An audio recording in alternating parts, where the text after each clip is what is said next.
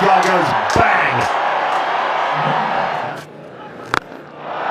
in his slot, and there was only one way it was going. তো গতকাল team India প্রস্তুতি ম্যাচেও কিন্তু একটি বড় জয় তুলে নিতে তারা সমর্থ হলো। তো এই ভারতকে হারাবে কারা?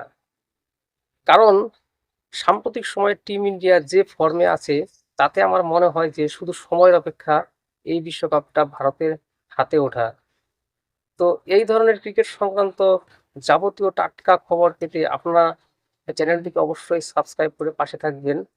তো কালকে যে স্টেডিয়ামে খেলাটি হয়েছে সেই নবী মুম্বাই, তো প্রস্তুতি ম্যাচেও যে এতটাই যে মানুষের মধ্যে খেলা দেখার আগ্রহ, সেটা কিন্তু কালকে তার জলজ্যান্ত উদাহরণ। কারণ ক্রিকেট স্টেডিয়াম কিন্তু কানায় কানায় পূর্ণ ছিল। তো এই কারা যেন বলেছিল যে ভারতের পাশে না থাকলে ভারতের অনেক ক্ষয়ক্ষতি হবে, কোনো খেলা দেখার লোক থাকবে না। তো তাদের উদ্দেশ্যেই এই কথাটি বলা যে কালকে প্রস্তুতি ম্যাচেও যে ভারতের খেলা দেখার প্রতি মানুষের যে এতটাই যে আগ্রহ, সেটা কিন্তু তার জলজ্যান্ত উদাহরণ ছিল। তো এইবার আমরা আসবো কালকের ম্যাচের পারফর্ম নিয়ে। তো কালকে প্রথমে সূর্যকুমার যাদব তিনি টস জিতে প্রথমে ফিল্ডিং ব্যাটিং করার সিদ্ধান্ত নেন। তো নির্ধারিত 20 ওভারে তারা 240 রান তুলে 6 উইকেটের বিনিময়ে। তো সেক্ষেত্রে আমাদের এই ওপেনার ঈশান কিষান তিনি দুর্দান্ত একটা ঝোড়ো ইনিংস খেলেন। মাত্র 20 বলে 53 রান করে তিনি মাঠ ছাড়েন বলতে তাকে তুলে নেওয়া হয়। তো সেখানে তার ইনিংসে আমরা যদি খেয়াল করি যে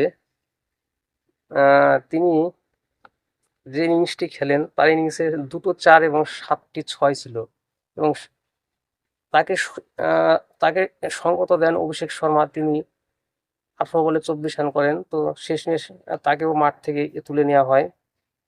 তো এরপরে যার দিকে সবার নজর ছিল সেই তিলক বর্মা, তিনি একটি দুর্দান্ত ইনিংস খেলেন। তিনি 19 বলে 45 রানের একটি দুর্দান্ত ইনিংস খেলেন। তো তার ইনিংসে 3টি 4 এবং 3টি 6 ছিল। এরপর আমাদের ক্যাপ্টেন স্কাই তিনি 16 বলে 30 রান করে আউট হয়ে যান। তো তার ইনিংসও 2টো 4 এবং 2টো 6 ছিল। এবং ভাইস ক্যাপ্টেন অক্ষর প্যাটেল, তাকে একটু কালকে আগের দিকে নামানো হয়, কারণ কালকে যেহেতু এটা গা ঘামানোর ম্যাচ ছিল, অতএব কে কেমন পারফর্ম করে তো তাদেরকে দিয়েই কালকে কিন্তু খেলানো হয়। তো সেই ক্ষেত্রে অক্ষর প্যাটেলকে কালকে আগে নামানো হয়। তিনি 23 বলে 35 রান করেন, তিনিও ভালো খেলেন। এবং রিঙ্কু সিং তিনি 16 করেন, সেরকম কোনো কিছু করতে পারেননি। হার্দিক পান্ডিয়া, যার কথা না বললে নয়, তিনি 10 বলে 30 রান করে একটি ঝকঝকে ইনিংস খেলেন। তো 2টো 4 এবং 3টি 6 মারেন। তো সাউথ আফ্রিকার বোলারদের কথা না বললেই নয়, কারণ টোটাল স্কোর যেটা দাঁড়িয়েছে তাতে স্বাভাবিক ব্যাপার, সমস্ত বোলাররাই মার খাবেন।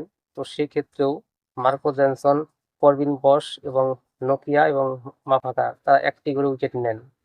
এই ভারতের 4টি উইকেট 6টি উইকেট টোটাল ফেলতে পেরেছে আর কি। তো 242-41 রানের লক্ষ্যমাত্রা নিয়ে সাউথ আফ্রিকা যখন ব্যাটিং করতে নামে শুরুতেই তাদের উইকেট হারিয়ে গেলে, কারণ জর্জ লিন্ডে তিনি 0 করে আউট হয়ে যান। এরপর এডেন মার্করাম তিনি একটি ইনিংস খেলেন, 19 বলে 38 রান করেন। রিকেলটন তিনি 21 বলে 44 রান করেন। দেওয়াল ব্রেভিস কিছু করতে পারেননি, মিলারও সেরকম কোনো কিছু করতে পারেনি।